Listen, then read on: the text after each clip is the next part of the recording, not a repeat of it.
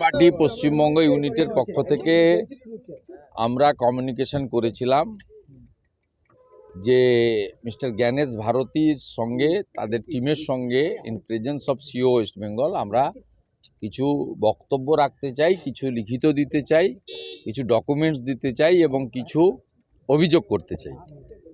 আমরা সেটা ওরা টাইম দিয়েছিলেন এবং প্রায় 40 মিনিটের ডিসকাশন মিটিং ইত্যাদি হয়েছে। আমরা আমাদের বক্তব্যগুলো যেটা বলেছি সেটা হচ্ছে, প্রথম কথা হয়েছে যে পশ্চিমবঙ্গে যেভাবে ডেমোগ্রাফি চেঞ্জ হয়েছে এবং বর্ডারে যেভাবে জমি না দিয়ে অনুপ্রবেশকারীদেরকে ঢুকিয়ে ভোটার লিস্টের নাম তোলা হয়েছে, তার সঙ্গে অন্য যে বিষয়গুলো আছে সেগুলো এদের রিলেটেড নয়, যেহেতু ভোটার লিস্টের বিষয়। এবং গত কয়েকদিন ধরে বেঙ্গল মিডিয়া পোর্টাল এবং ন্যাশনাল মিডিয়া এবং ভীষণ অনেকগুলো সোশ্যাল মিডিয়াতে যেভাবে প্রত্যক্ষ প্রমাণ আসছে যে বর্ডারে যেভাবে লাখ লাখ পলায়ন এবং তাদের যে বাইটগুলো আপনারা দেখাচ্ছেন, কেউ বলছে 3 বার ভোট দিয়েছি, কেউ বলছে 2 বার ভোট দিয়েছি, এবং কেউ বলছে আমার খুলনা বাড়ি, কেউ বলছে সাতক্ষীরা বাড়ি, কেউ বলছে রাজশাহী বাড়ি, কেউ বলছে চাঁপাই নবাবগঞ্জ বাড়ি, কেউ বলছে দিনাজপুর বাড়ি, কেউ বলছে পঞ্চগড় বাড়ি। এই যে একেবারে এর থেকে বড় তো প্রমাণ নেই। হ্যাঁ, সামাজিক প্রকল্প থেকে শুরু করে সমস্ত ভোট দিয়েছে। লক্ষ্মীর ভাণ্ডার কেন পাচ্ছে তার উত্তর মমতা ব্যানার্জিকে দিতে হবে, তার উত্তর তো জ্ঞানেশ ভারতী বা মনোজ আগরওয়াল দেবে না, আমরা চাইবও না। ভোট দিচ্ছে বলছে 2 বার 3 বার করে। আমরা সেই বিষয়ে ডেমোগ্রাফি চেঞ্জের একটা পুরো ম্যাপ পয়েন্ট করে আমরা এখানে জ্ঞানেশ ভারতীকে দেখিয়েছি যে কিভাবে দেশের সর্বনাশ এই মমতা ব্যানার্জির নেতৃত্বে তার প্রশাসন কিভাবে পশ্চিমবাংলার ডেমোগ্রাফি বদলে দিয়েছে। আপনি তো ট্রু ইন্ডিয়ান, যে দলই করেন, যে ধর্মই মানেন না, আপনি আপনার দেশের এই সর্বনাশটা চান।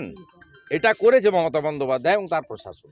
আমরা বলেছি যে এদের নাম কাটতে হবে, সাথে সাথে হিন্দু শরণার্থী এদের নাম তোলার ব্যবস্থা রাখতে হবে।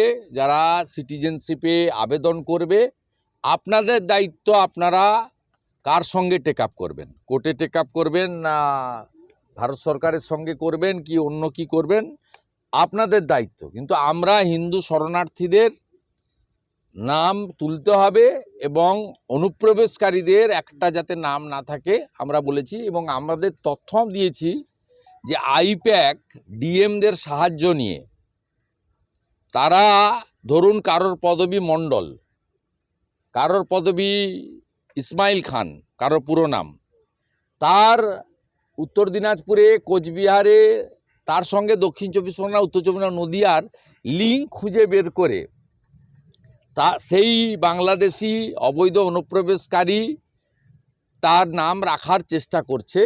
আমরা কিছু তথ্য অভিযোগ সুনির্দিষ্টভাবে দিয়েছি এবং এই কাজে বিএলওদেরকে বাধ্য করছেন একটা শ্রেণীর বিডিও, মানে এইআরও এবং ডিএমরা। 3 জন ডিএম তো পূর্ব মেদিনীপুরের ডিএম, হুগলির ডিএম এবং পূর্ব বর্ধমানের ডিএম, তারা সরাসরি বিএলওদের কাছ থেকে ওটিপি চেয়েছিলেন। বিএলওরা অভিযোগ করেছেন। আমরা বিএলওদের কনফিডেন্সিয়াল অভিযোগ আজকে জ্ঞানেশ ভারতীর হাতে তুলে দিয়ে এসেছি। এই 3 ডিএমের বিরুদ্ধে কেন এফআইআর হবে না, আমরা কনফিডেন্সিয়াল, তারা নাম ডিসক্লোজ করতে আমাদের রিকোয়েস্ট না করেছিলেন। পূর্ব মেদিনীপুর, পূর্ব বর্ধমান, হুগলির ডিএম।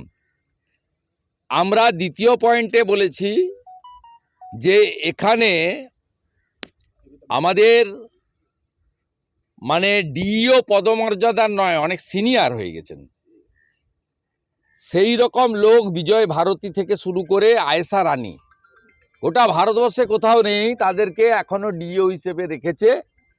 এটাতে ইলেকশন কমিশন তার অযোগ্যতা প্রমাণ করছে বলে আমরা ওনাদেরকেই বলেছি যে আপনি গোটা ভারতবর্ষে একই নিয়ম, পশ্চিমবঙ্গে কেন এটা মানছেন আপনি। উনি বলেছেন যে সিরিয়াস অ্যাকশন নেব। আমরা বলেছি আপনাকে রাজ্য সরকার থেকে ডেপুটেশনে লোক নিতে হবে, কে বলে এভিডেন্সের উপরে বলেছি। আমরা এবারে ছাড়বো না, পশ্চিমবঙ্গে মমতা ব্যানার্জিকে কিচ্ছু বেআইনি কাজ করতে দেব না, দশকর্মা ভান্ডার বানাতে দেব না এসআইআর।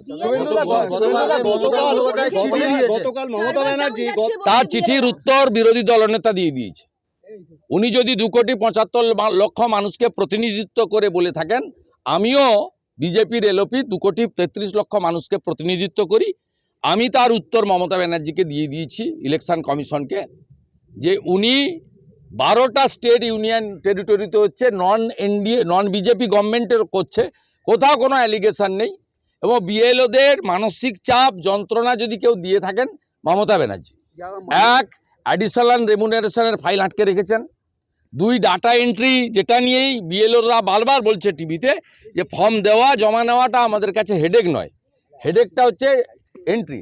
তা এর জন্য তো মমতা ব্যানার্জি দায়ী, কারণ তিনি 1000 ডাটা এন্ট্রি অপারেটর দেননি, ফাইল ফিনান্সে 2 মাস হলো পড়ে আছে, দায়ী মমতা বন্দ্যোপাধ্যায়।